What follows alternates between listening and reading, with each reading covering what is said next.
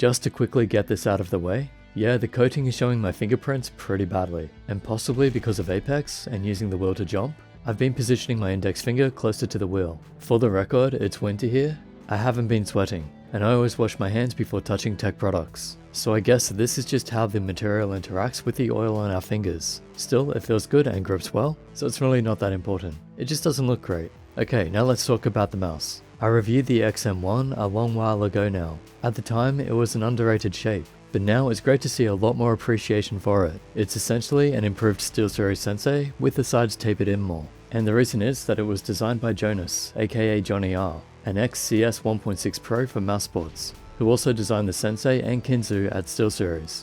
Each designer will have their style to design, and they learn with each mouse, so no surprise in my view that this is the best design of the lot. And it looks like this one's the same, so it's essentially an XM1 wireless. So if you want the measurements and all that, I won't replay it here. I'll leave the link in the description because I went pretty in depth with that video. Definitely worth a watch. So yeah, this is a shape that inspired a fair few others. Jonas knows his stuff when it comes to design. Some very nice subtle curves on the sides. After testing the ones that were inspired by this shape, this feels like it was designed in the hand, or mostly in the hand. And if I'm wrong about that, Jonas must be a wizard in a 3D program. Anyway, the main point here is that the shape feels amazing, and that feel usually comes from someone constantly checking it in their hand while designing. Just wanted to give a shout out because of the mice that took inspiration from this one. Gotta give love to the originals. Anyway, here it is next to some modern mice for an idea of the size.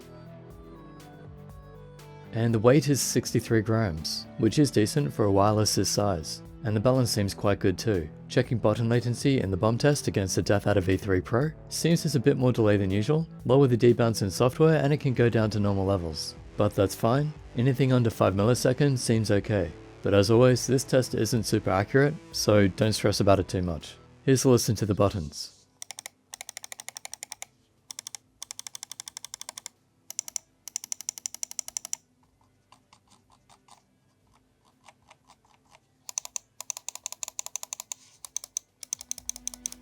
Left and right have a bit of a hollow sound to them. They're not too bad, but not my favourite clicks. They require a bit more force than I'm used to as well. In game, I had no problem. This is just personal preference. They function just fine. Mouse 3 is also pretty hard to press in, which can be good. However, I did get some limbo jumps with the scroll, so the steps may need a bit of tightening, so we don't position the wheel in between steps by accident, but they are fairly quiet, so I guess that's a benefit. Side buttons also feel a bit hollow, with a pretty nice snap to them though, and not too much travel distance, so they're fairly standard. Overall, the buttons are good, but as usual, could be improved further. Build quality seems solid, just a little bit of a flex on the side, but nothing major.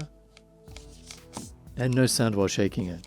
The cable is fairly soft and flexible, but it's a wireless mouse with good battery performance, so you shouldn't need to play with that anyway. You can also see they've changed to these big feet by default, didn't bother me one way or the other. And being the first wireless mouse I've tested from Endgame Gear, did they get the performance right? Yeah, seems so. Didn't have any issues in game, felt good. And that's basically all there is for the update. Still one of my favourite mice on the market, but now lighter and wireless. In terms of placement, so if you look at the list, the Viper V2 is at the top, with its advanced tech, super low weight and great shape. This shape is up there, but the weight lets it down a little bit compared to those top ones. However, it is lighter than the Viper Ultimate, so even though I prefer this shape slightly over the Atlantis, the weight of the Atlantis will keep it above this one. This one slots in right behind it. Again, once you get up with these top mice, there really isn't much separating them, so don't stress the number. If you think this mouse is going to suit you, then go for it. It's really good. Hope that helps. Thanks to Endgame Gear for sending it out for review. All thoughts are my own, of course, not sponsored. Usual links below if you want to help support what I do. Sub, like and share. Catch ya.